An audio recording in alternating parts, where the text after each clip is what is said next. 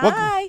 Welcome back, ladies and gentlemen. Welcome back to the CONVO Couch, ladies and gentlemen. I am Pasta Jardula. And I'm Fiorella. We have a great show for you tonight. A lot of stuff's been blowing up. A lot of things have been going on. For those of you who just finished watching the Jimmy Dore show and Nico House, thank you for swinging on over. Fam, I'm going to let you start this show because shit has done hit the fan this morning and over the weekend. And we kind of got to get along with our friend Johnny Tsunami and educate him on what happened on 2016 as thousands of votes were being purged and whatnot. A lot of people were like, where did it go? So, fam, why don't you take it from this point over here because I think you can explain best what's going on. Well, no. So first of all, if you haven't noticed, there's a pattern of smearing people as conspiracy theorists who are bringing information that contradicts the narrative. And I don't know if some of you forgot, some of you progressives who consider this drama, if you forgot that Bernie Sanders lost in 2016 because he was cheated. Mm-hmm. And there is plenty of evidence to back that up. There is plenty of evidence that shows that he was cheated. In California, I witnessed it myself. Okay? So to act like this is something new is insanity. It is ridiculous. And we're going to talk more about that later. But I wanted to start with the smearing that's been happening to Tulsi, Bernie, and now our comrade Nico House. Yep. So Nico House has been smeared by the Huffington Post, fam. Yeah. And I know you had this whole thing on who this guy is and how he's kind of manipulated the situation to smear both Nico and Tulsi. Yeah. I mean, there was a nut job out there. He's an actual hitman. But I wanted to talk about the Huffington Post itself, too, as well. Because, fam, this all plays in together what we're talking about when it comes to the voter registration. When we had Ruben Major on this show, and he even said it's the voter registration that's getting out of whack. Something's going on. Evidence from Maria Estrada down in her district. Like we said, we're going to go into it. But to accept this narrative that it's data processing errors and whatnot is crazy. And we have to stop taking what the government feeds us without questioning it. They should not decide what we get to investigate or what we don't get to investigate. Or what you think. Yes. And for reference, Alex Padilla is the Secretary of State. And he was campaigning for Hillary Clinton. Literally as he was in the position of power that he was in. Do you not think that is a conflict of interest? Do you not think he should have not been in that position? How dare people question that if he did any kind of manipulations? Of course he did. Yeah. And no matter how much evidence we find to prove it, it's never going to be enough for some people. Yeah. And it's never going to be enough because we don't control that. They do. Yeah. And to not question it, to actually just take the thought process that, it was data errors. I mean, it's ridiculous. Okay, they manipulated this whole election. They did it in 2016. They did it in 2018. And what I'm trying to get at is when we go into this article about the Huffington Post. So what it is they took Nico House's Tulsi's top online fundraiser, okay? And what they're trying to do is just not smear Tulsi Gabbard, but just trying to say the people who support her are conspiracy theorists, nutbags as well. And in detail, they go into this article from the Huffington Post. It was also on the Raw story, how they talk about, Nico supported Pizzagate. He said that Bill Cosby was used as a distraction. The Vegas shooting was not legit, and they're not telling you everything. And it's the truth in a way. Nico House has never said that he stood behind these these conspiracy theorists, that they say. All he's ever said is that we should be questioning these things. We should be questioning these things that the government feeds us, fam. That we shouldn't just take it, as word when they tell us something. And a lot of times when it comes to the Vegas shooting or Pizzagate, they come back with these conclusions really quickly. When you say, wait, if you investigate this should take a long, long time. How do you have all these answers right away? And we look back to series like the Gulf of Tonkin, where they lied us into war. What makes you think they're not going to continue to lie to us and feed us these things? The elites want you to believe these things. So, I mean... And granted, I've had these discussions with Nico, and I don't necessarily agree with everything he says at all, but... why can't we question it? Yeah. Why can't we bring it up? Why are you so quick to accept a narrative? And then why is this person so quick to smear a journalist and a YouTuber and someone that's an activist and someone that's a veteran and kind of gloss over these facts and pretend that he wasn't simply questioning something, say that he is taking takes that he isn't? It's actually libel. And it's ridiculous that a lot of people are using this not just against Tulsi, not just against her supporters, but they're using this against Bernie Sanders and his supporters too. So if you're a Bernie Sanders supporter and you don't have a problem with this, it's going to come right back and bite you in the ass. And that's a problem because he never addressed it a lot of times. This is the area where a lot of people went to Tulsi on this one issue alone.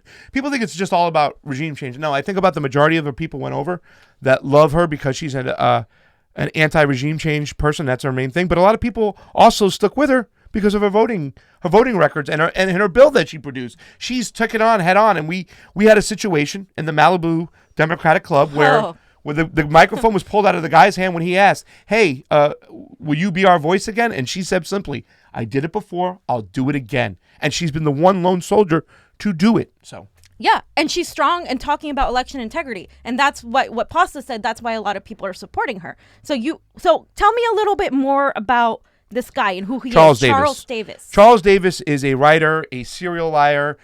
Once again, Ben Norton wrote this story, and Ben Norton was trying to talk about what was going on in Syria. And this guy has been, Charles Davis, a regime change aficionado of sorts. So anybody who talked against what the United States was doing or what Obama did or just the anti-war narrative, he would smear you. And he had this whole story, and we don't want to get into it because what he would do is for Ben Norton is he would take screenshots, change and manipulate them for his own benefit to make the person he was attacking look like a racist or the person wasn't empathetic to what was going on. And then his colleagues would join on, even to the point where you can see Glenn Greenwald had to come in and call him out for what he was doing because Glenn Greenwald was protecting real journalists like Ben Norton. So this guy is he's been, and let me just, fam, you know the game 6 Degrees to Kevin Bacon? No, sorry. They always you would take an actor and you say this actor was in this movie with this guy, who was in this movie with this guy, who was in this movie with this guy, who was in this movie with Kevin Bacon. Mm-hmm. Okay, well, I wanted to show you guys real quick, and that's what he said. Put this up real quick, Glenn Greenwald. I want to read it. Even for him, what he did yesterday, manipulating the screen grab to delete key information of the exchange was shockingly deceitful. And that's Glenn Greenwald. Solid-ass journalist, man in the field, the one who helped Edward Snowden get all this information out, what we're talking about. Because we were thinking about this, fam, when it comes to the election integrity stuff. Okay, people have the keys to the kingdom. They can see your digital footprint, right? What you're doing online, what you're looking up. And they can go in there and say, oh, there's the Bernie supporters. Let's purge their votes. Let's purge their registration. But there's other ways now because there's more eyes on them. And fam's going to talk about that more. But when it comes to Charles Davis, I want to show you how it's all connected. 6 Degrees to the establishment. Charles Davis worked for the Daily Beast. The Daily Beast is owned by who? IAC. IAC has who? Chelsea Clinton on their board. Chelsea Clinton is part of the establishment. I mean, she's like the heart. I mean, she's the daughter of Hillary and Bill Clinton. Yeah. And if you think that doesn't matter, same as if you think that Alex Padilla stomping for Hillary didn't matter in California's elections, then you're naive. Yeah. Because it absolutely does matter. They don't respect the law. They will tell you that you must respect the law. But if you think that the government doesn't lie to you, if you think that the government isn't trying to purge votes, then you completely missed 2016. You've been missing things going on forever. And I remember even the Bush-Gore situation in Florida. And it's ridiculous. This has been going on forever. This isn't anything new. Yeah. The difference is that people are starting to believe it. Yeah. And then, of course, other people who have cognitive dissonance are like, well, no, that just can't be. This just can't happen. Yeah. Oh, because my government can't lie to me. No, your government lies to you on the daily. They lie to you every single day. Every day. You know, people said the CIA, what they do, the first one was 1953. Mossadegh, Iran. It's overturned. That was the first one. Now it's coming back to what's going on. So when it comes to war, regime change, election integrity, they're going to try to smear the people who are telling the truth. Okay? You got to believe the grassroots, ladies and gentlemen. We're on the ground. We know what's going on. We're showing up. Listen, I just pulled out something, and fam's going to use it too, about when they were talking about the new election process here in California. And they never addressed the serious issue. By design, everything was fucked up beyond repair in 2016, so they can discredit votes. They're not making any plans to change it. What are they doing? Oh, we're coming out with more polling places. Who gives a shit about polling places? And they're not revealing how they are going to decide where they're putting these polling places. And when a gentleman asked about that, they completely ignored his question. They gave like a platitude salad answer, and they didn't answer his question. And then they leaked it also that it's going to come down to a board of elections, or whatever, and then the Secretary of State has to decide. Once you heard the Secretary of State has to make a decision, you know it's fucked up. It's going to be for political gain. He was out in the open supporting Hillary Clinton. And I'm going to ask him, if I get a hold of him at the convention, are you going to endorse anybody this time? And we'll take a look and we'll see. I'm willing to meet with him. A lot of progressives want to meet with Alex Padilla. We want to sit down and have a conversation because you know what? We're not happy. And not because Bernie didn't win, but because of the way the election went, because of the way the primary went. If he had lost fair, we wouldn't be having this reaction. And why are we bringing 2016 up? It's because we haven't dealt with it. We haven't dealt with it, and they constantly talk about us being the dividers, us being at fault for Donald Trump's election, us believing in working in tandem with Russia. We're not working with Russia. Russia didn't do this. Yeah. We did. The Democratic Party did. I could criticize Republicans all day. It's really popular to do that. Yeah. It's pretty popular to call Trump Orange Cheeto. It's really popular to go and just constantly talk about him and the GOP. But they're shit. We know they're shit. Yeah. Like, the Democrats are standing in our way right now, and they're doing everything they can. They're running all these candidates so Bernie doesn't get 50% of the vote. And if you are a Bernie supporter, you need to care about election integrity. Yeah, I mean, it's just being glossed over. They're still trying to be hush-hush about it. A lot of people would say, let's just hope, let's not stir the boat. What makes you think they're not going to do it again? When I asked that lady, Jane Albrecht, how can we have any unity without any accountability? She couldn't give me one fucking example of how there was any accountability. So what makes you think there's going to be anything different? It's another smokescreen. Oh, we're fixing the problem this time. We're going to have the whole database at these polling centers. We're going to be able to do it. It's going to be 11 days. Bullshit. Who's working these polls? Who's running these polls? What makes you think they're not going to do this again if we don't address it right now, here, and today? And there's countless videos of people who were poll workers and the little training they had, the instructions in the manual. Greg Palast did a wonderful, wonderful article on this in June of 2016, I think it was. And he's literally word by word. It shows the manual. It says, do not give these independents, these what is it? Non-party preference. Yeah. Don't offer it to them. Do not offer them the crossover ballot unless they ask. Yep. Sorry, that was Chuck Todd with less than a week to go. We watched the show Uncounted last night, and we saw all these witnesses, and these are real people telling real stories about what happened. Our boy Nico House was in it. Carlos Merrill Queen was in it. We were seeing all these polls that were coming in, and they were like neck and neck. So when it all happened, we were just so confused. Like, how could this fucking happen? And me personally, the one piece of evidence I keep talking about, I keep floating at it, is if you look at the increase from 92 to 2000, it was about a 45% increase in votes because the population of a state continues to grow. So does the people engaged in voting.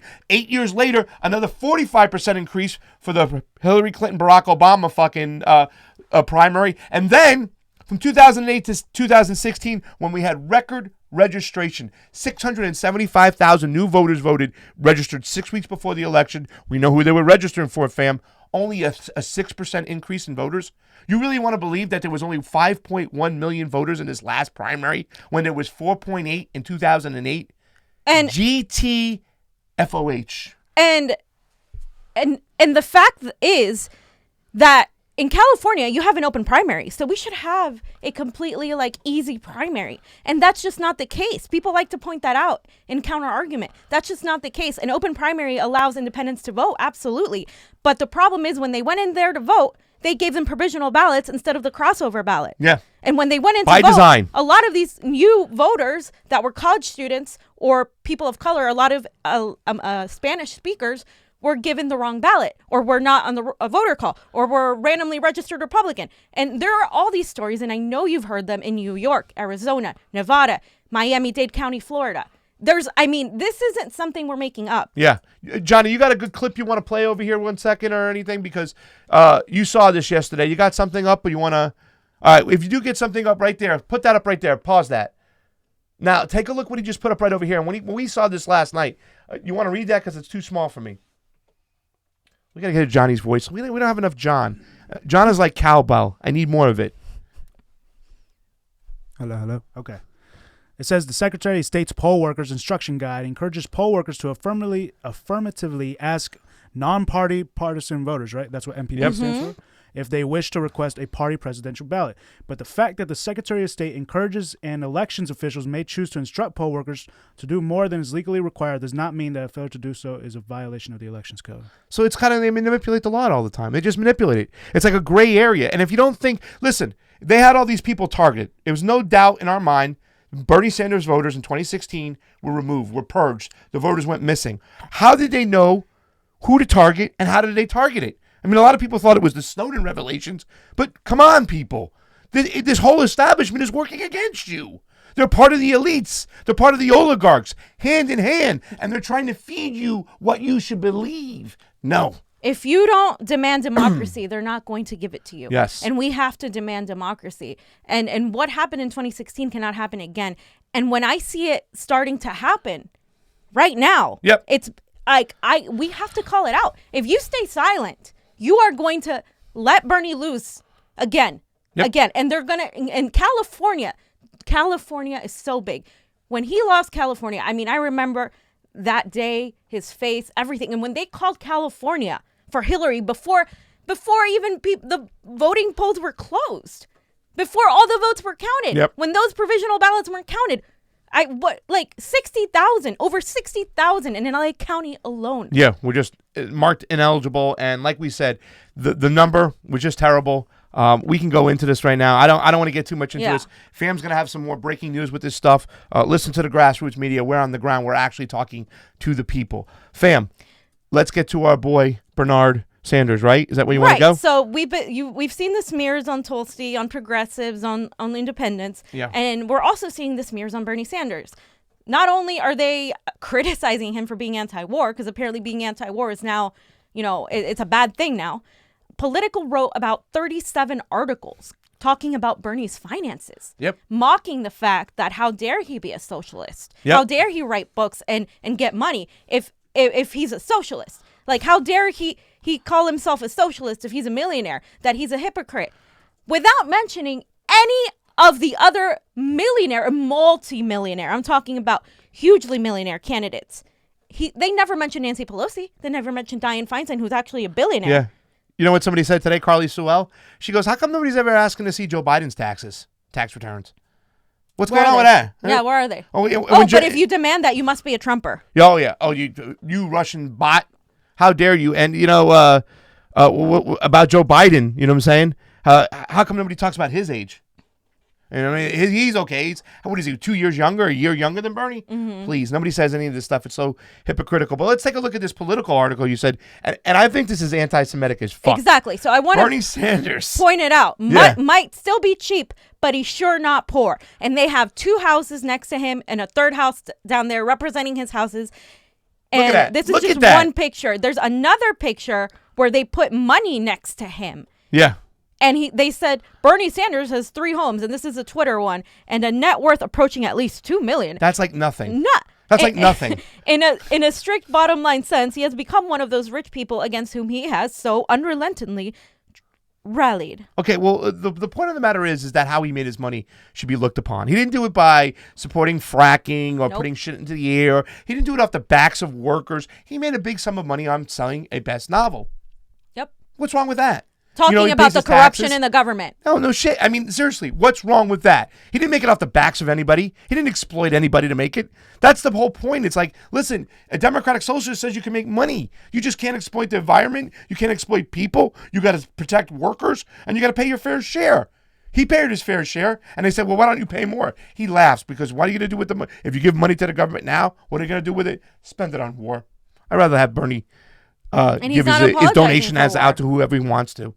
That's the thing. And he's not going to apologize for war. And that's the wonderful thing about that. And, I want to point out what Alexandria Ocasio-Cortez said, because she did come to his defense, and I was very happy about that. Yay, OC! She said, can Politico explain to us how photoshopping money trees next to the only Jewish candidate for president, I guess Marianne Williamson is also one, and talking about how cheap and rich he is, isn't anti-Semitic? Or are they just letting this happen because he's a progressive politician they don't like? Boom. And then she went on to talk about how they also selectively enforced rules against anti-Semitism on the left, pointing to the numerous lawmakers and others who demanded apologies from Ilhan Omar over remarks she made about Israel. Oh, so we're only going to defend people of color, or we're only going to defend Jewish people, and we're only going to defend black people when it suits our political motive. Yep. And if you don't understand that by now, like it is very clear. It is very clear what they're doing here. Where you at, Chuck Schumer? Where you at? Chuck Schumer. Where you at? Please. Disgusting. Hypocritical, two-way. Oh, fam. So let's talk about some events coming up. What do we got coming up? Let's tell the people what not and what's going on. Let's break it down. What we have in store, because we have a very, very big week coming up. I believe we have Aura Vasquez coming to the studios Wednesday. She'll be here Wednesday. And then we also are going to the Democratic Convention. Nico House will be here before that. We're going to do some live videos, and then we're all going to go to the Democratic Convention and pretty much be there to stand against the establishment. They might kick us out. We don't know. Whatever the case, there's freedom of the press. And like the one thing I do want to point out about Bernie that I don't have right now is that he did speak in favor of the First Amendment.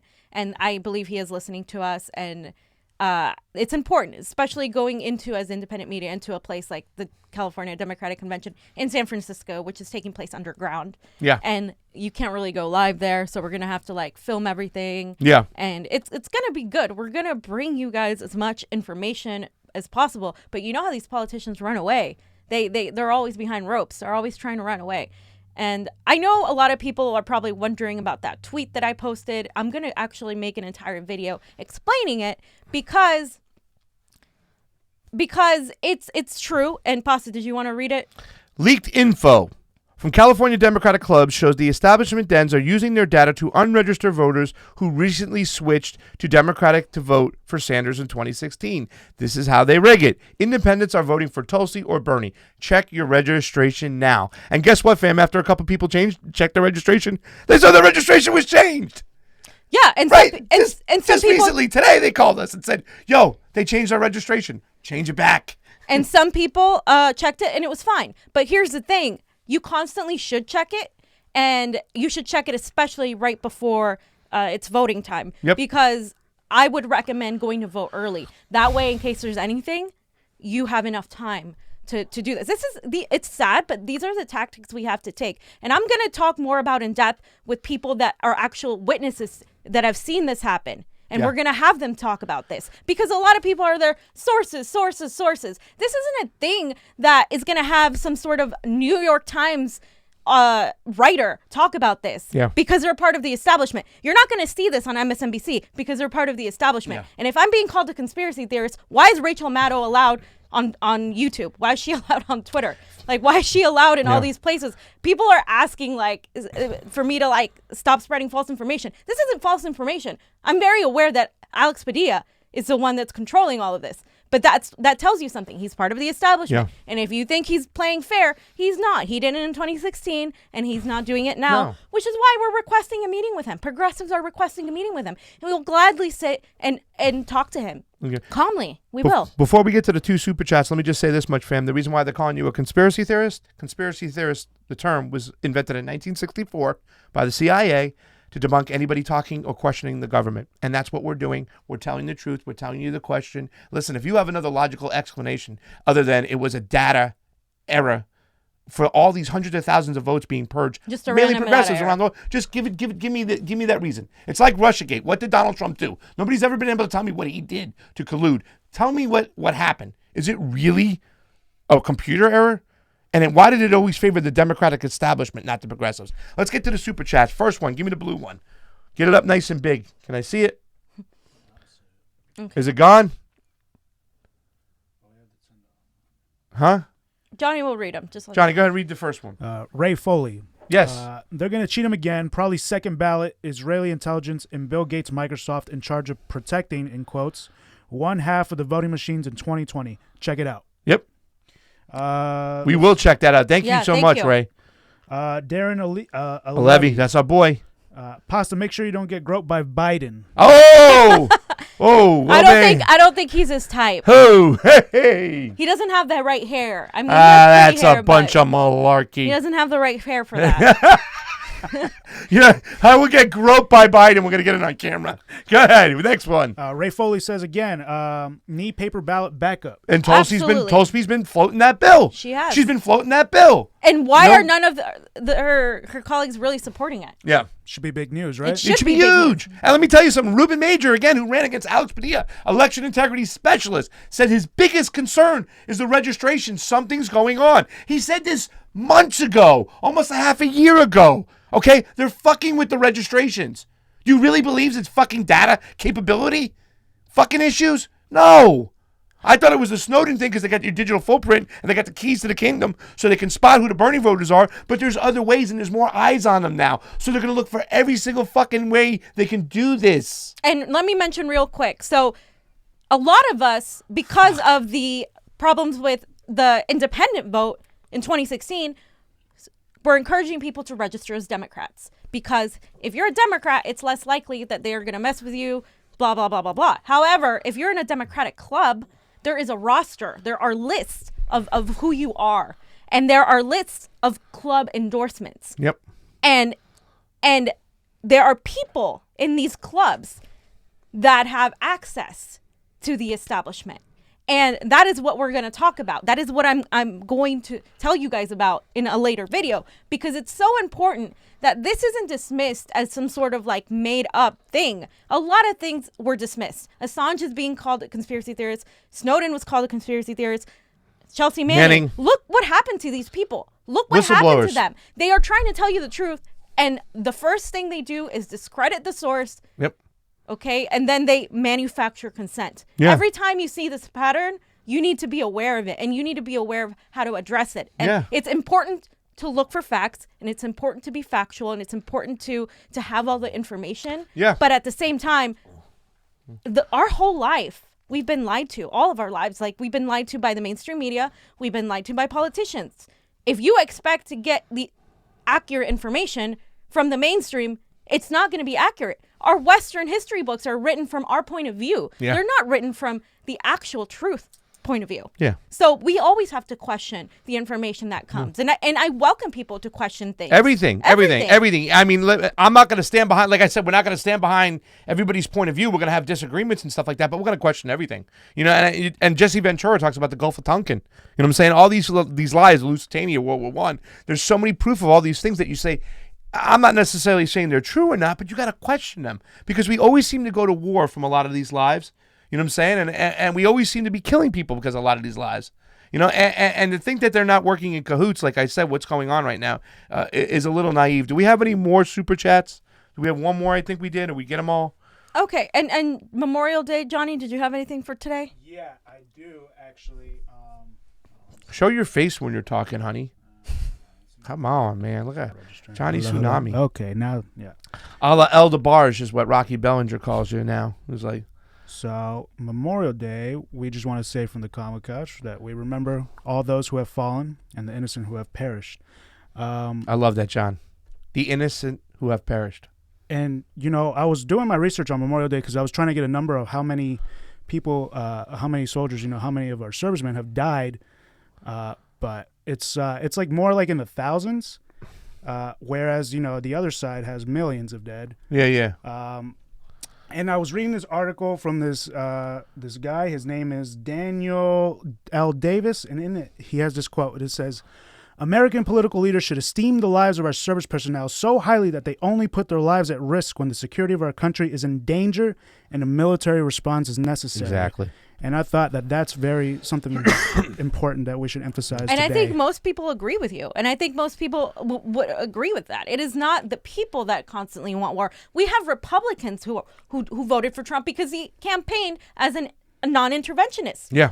So this isn't a left or a right issue. This is a peace or pro-war issue. You're either pro-peace or you're pro-war. Yeah. And right now, you must stand for peace. Because the last thing we need is to go kill more millions, because millions die abroad. Yep. Thousands die here. And if you support the troops, if you support veterans like Tulsi, you would be a peacekeeper. candidate and you would be a person that is standing against war, standing against proxy wars, standing against meddling in other people's governments. And we have to be more vocal about that and have an anti-war movement here. It has to grow. It has to grow. Because this is the last chance we have before people are so fed up that they're done. They're done. Yeah. And just look at the stances of a lot of your elected officials when it comes to even the situation in Venezuela. Nancy Pelosi, Adam Schiff, all the leadership, they're pro-war, they're pro-regime change, and we need to make that change.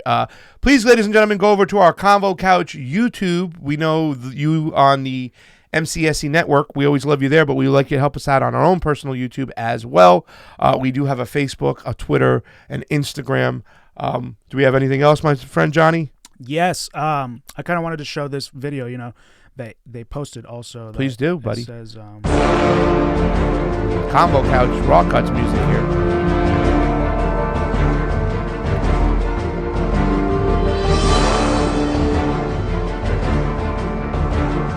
Which countries are selling the most weapons around the globe?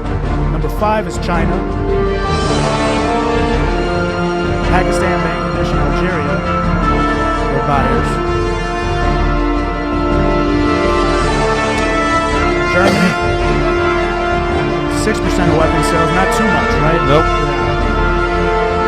A lot. France, of course. 81 different countries that they sold weapons to. Number 2, Russia, 22% of all weapons.